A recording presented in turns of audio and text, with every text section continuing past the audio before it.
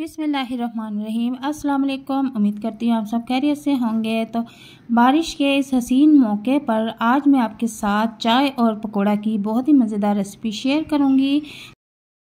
हमने एक बाउल ले लेना है और उसमें 2 से 3 अदद दरमियाने साइज़ के मैंने आलू लिए थे, जिन्हें बिल्कुल लंबाई में बारीक बारीक काट के रख लिया था। जिस तरह से हम फ्राइज़ के लिए कटिंग करते हैं उसी तरह से हमने कटिंग करनी है।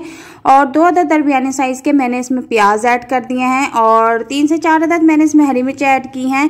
और उसके बाद थोड़ा सा मैंने इसमें हरा धनिया भी ऐड किया है, सूखा धनिया 1 चम्मच ऐड किया है, 1 चम्मच जीरा ऐड किया है, 1 चम्मच मैंने लाल पिसी हुई मिर्च ऐड की है और नमक आपने हस्ब ज़रूरत लेना है।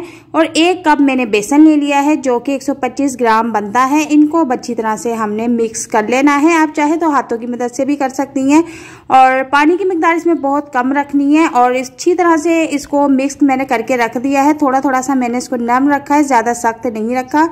और अब दूसरी तरफ हमने एक पैन लेना है और उसमें मैंने तकरीबन आधा किलो के करीब ऑयल को अच्छी तरह से गर्म कर लेना है। ठंडे ऑयल में पकोड़े नहीं डालें वरना आपके जो पकोड़े हैं वो बर्तन के साथ ही चिपक जाएंगे।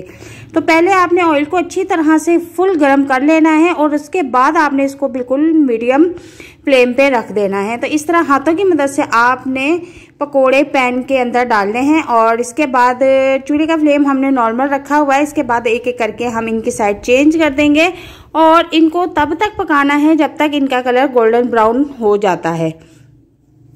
तो ये देख सकते हैं आप कि मैंने जो पकोड़े पैन में ऐड किए थे वो बिल्कुल भी नहीं चिपके। इनकी वजह यही है कि मैंने शुरू में ऑयल को बहुत ज़्यादा गर्म कर लिया था और जब मैं पकोड़े इसमें ऐड करने लगी तो मैंने फिर फ्लेम को नॉर्मल कर लिया था। और इसके अभी तक मैंने फ्लेम को नॉर्मल रखा हुआ है। इनकी साइड चेंज कर दी है। माशाल्लाह से बहुत ही प्यारा कलर आ रहा है और ये इतने मज़े के बन के रेडी होते हैं कि आप एक बार इसको ट्राई करेंगे तो रोज़ाना बनाने पर मजबूर हो जाएंगी।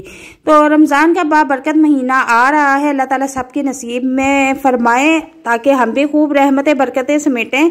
और ये देखें माशाल्लाह से कितने ज़बरदस्त पकोड़े बनके रेडी हो गए। कलर भी इनका इतना खूबसूरत आया और टेस्ट में भी बहुत ज़बरदस्त है। आप एक बार ट्राई करेंगे तो मैं कहती हूँ आप खाते ही रह जाएंगे, आप खाने से हाथ नहीं रोक पाएंगे। तो बहुत ही ज़बरदस्त लच्छा पकोड़ा बनके रेडी है।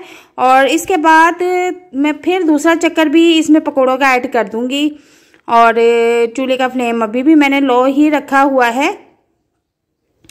और दूसरा चक्कर भी हमारा माशाल्लाह से बनके रेडी है। बहुत ही प्यारा कलर आया है और बहुत ही खूबसूरत पकोड़े लग रहे हैं। बिल्कुल सिंपल तरीके से हमने इनको बनाया है। बारिश के इस खूबसूरत मौके पर शाम की चाय के साथ अगर ये मज़ेदार क्रिस्पी से पकोड़े हो जाएं तो मज़ा ही आ जाए। बारिश का भी मज़ा दुबाला हो जाए और शाम भी हसीन हो जाए।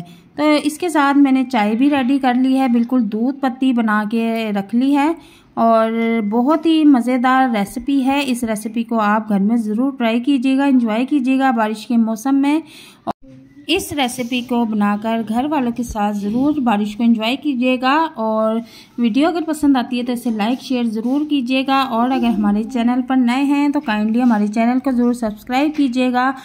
तो मिलते हैं नई वीडियो में एक नई रेसिपी के साथ। तब तक के लिए इजाज़त चाहती हूँ। दुआ में याद रखिएगा। अल्लाह हाफिज़।